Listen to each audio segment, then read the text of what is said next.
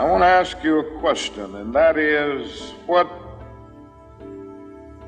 is in your life's blueprint? This is the most important and crucial period of your lives, for what you do now and what you decide now at this age may well determine which way your life shall go. And whenever a building is constructed, you usually have an architect who draws a blueprint. And that blueprint serves as the pattern, as the guide, as the model for those who are to build the building. And a building is not well erected without a good, sound, and solid blueprint. Now, each of you is in the process of building the structure of your lives. And the question is whether you have a proper, a solid, and a sound blueprint.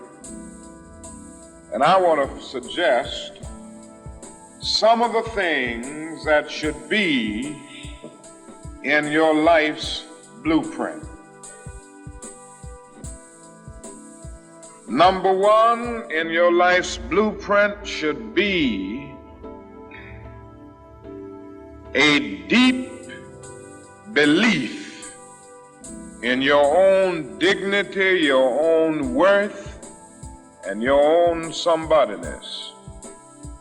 Don't allow anybody to make you feel that you are nobody.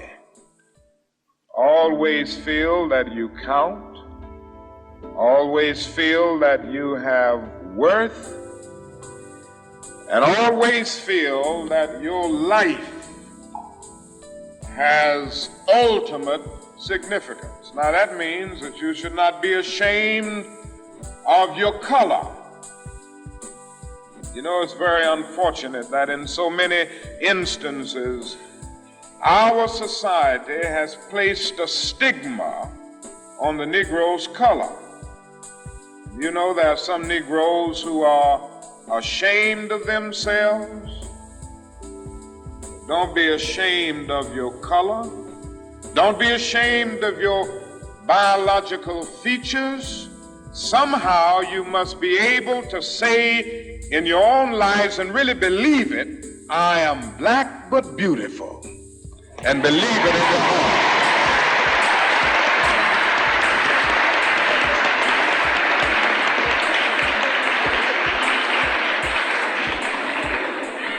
And therefore you need not be lured into purchasing cosmetics advertised to make you lighter. Neither do you need to process your hair to make it appear straight. I have good hair, and it is as good as anybody else's hair in the world, and we've got to believe that.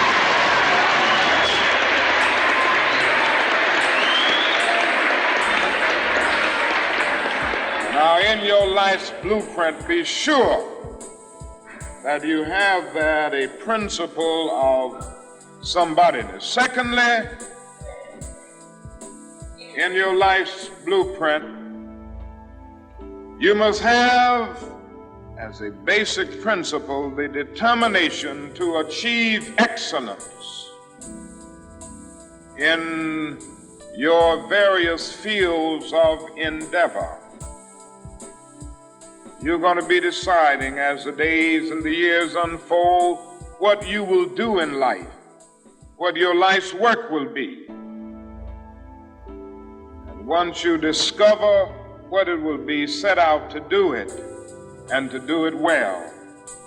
And I say to you, my young friends, that doors are opening to each of you Doors of opportunity are opening to each of you that were not open to your mothers and to your fathers. And the great challenge facing you is to be ready to enter these doors as they open.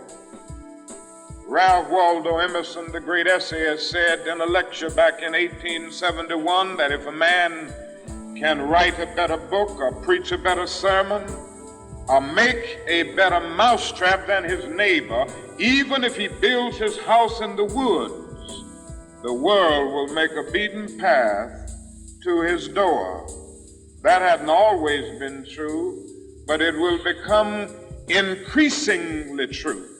And so I would urge you to study hard, to burn the midnight oil.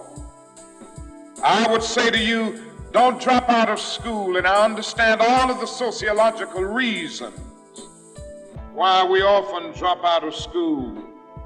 But I urge you, in spite of your economic plight, in spite of the situation that you are forced to live so often with intolerable conditions, stay in school.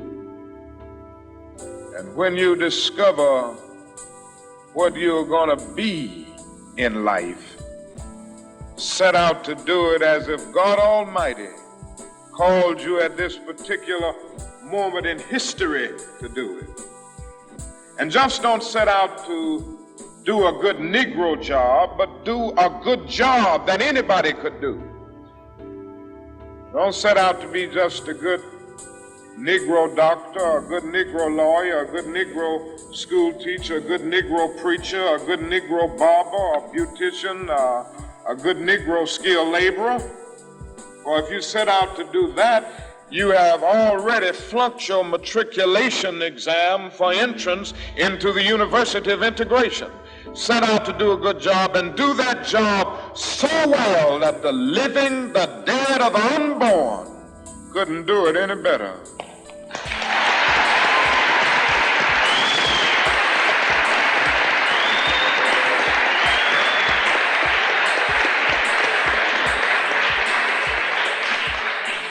If it falls your lot to be a street sweeper, sweep streets like Michelangelo painted pictures.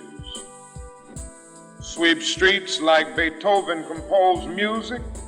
Sweep streets like Leontine Price sings before the Metropolitan Opera. Sweep streets like Shakespeare wrote poetry. Sweep streets so well that all the host of heaven and earth will have to pause and say, here lived a great street sweeper who swept his job well.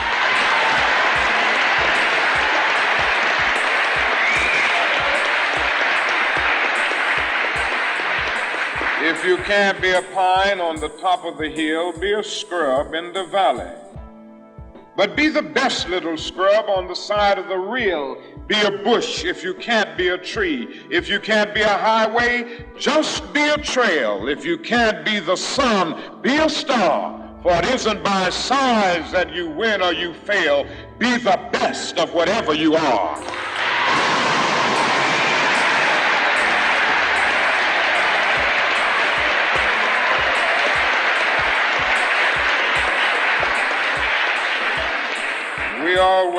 We already have some noble examples, black men and black women who demonstrated to us that human nature cannot be cataloged.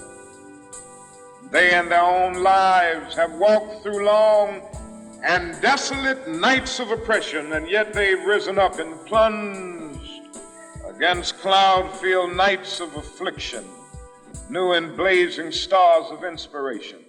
And so from an old slave cabin of Virginia's hills, Booker T. Washington rose up to be one of America's great leaders. He lit a torch in Alabama, and darkness fled in that setting.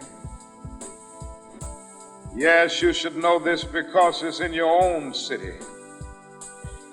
From a poverty-stricken area, Philadelphia, Pennsylvania, Marion Anderson rose up to be the world's greatest contralto, so that a Toscanini could say that a voice like this comes only once in a century, and Sibelius of Finland could say, my roof is too low for such a voice, from the red hills of Gordon County, Georgia, and the arms of a mother who could neither read nor write. Roland Hayes rose up to be one of the world's great singers and carried his melodious voice into the palaces and mansions of kings and queens.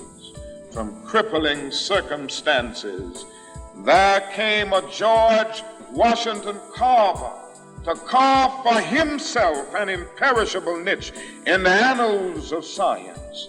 There was a star in the diplomatic sky, and then came Ralph Bunce, the grandson of a slave preacher.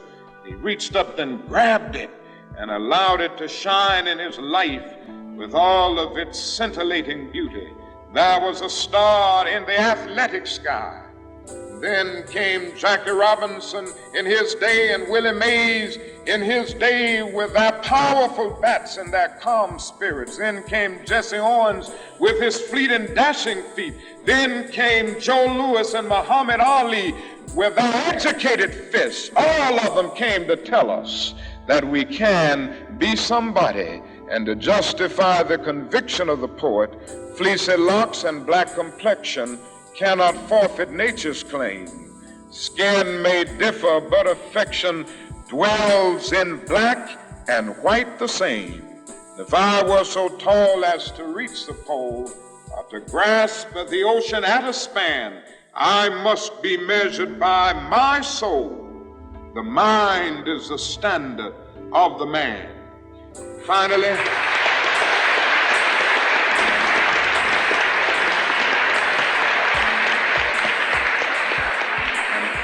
in your life's blueprint must be a commitment to the eternal principles of beauty, love, and justice. Don't allow anybody to pull you so low as to make you hate them.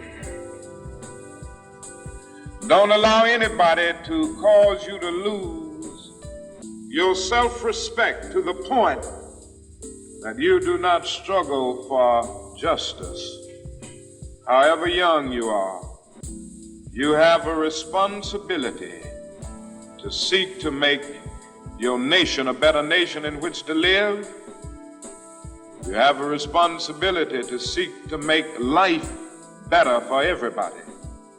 And so you must be involved in the struggle for freedom and justice. Now, in this struggle for freedom and justice, there are many constructive things that we all can do and that we all must do. And we must not give ourselves to those things which will not solve our problems. You've heard the word nonviolent and you've heard the word violent. I happen to believe in nonviolence. We've struggled with this method with young people and adults alike all over the South, and we have won some significant victories, and we've got to struggle with it all over the North because the problems are as serious in the North as they are in the South. I believe as we struggle with these problems, we've got to struggle with them with a method that can be militant, but at the same time does not destroy life or property.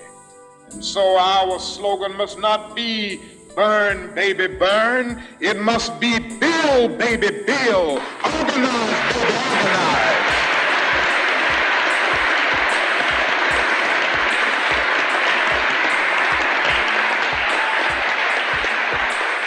Yes, our slogan must be learn, baby, learn, so that we can earn, baby, earn.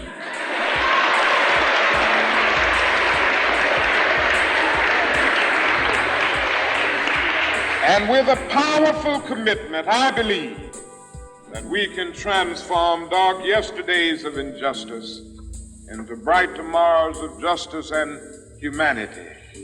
Let us keep going toward the goal of selfhood, toward the realization of the dream of brotherhood, and toward the realization of the dream of understanding goodwill.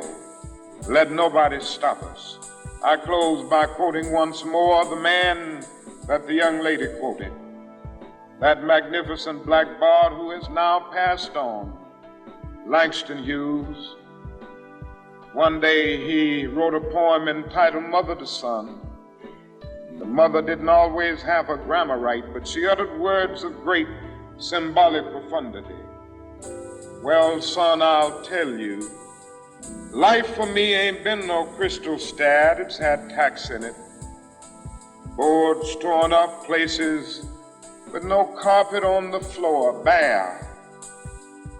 But all the time, I's been a-climbing on and reaching landings and turning corners and sometimes going in the dark where there ain't been no light. So, boy, don't you stop now. Don't you sit down on the steps 'cause you find this kind of hard, but I's still going, boy. I's still climbing. And life for me ain't been no crystal stair. Well, life for none of us has been a crystal stair, but we must keep moving. We must keep going. If you can't fly, run. If you can't run, walk. If you can't walk, crawl, but by all means, keep moving.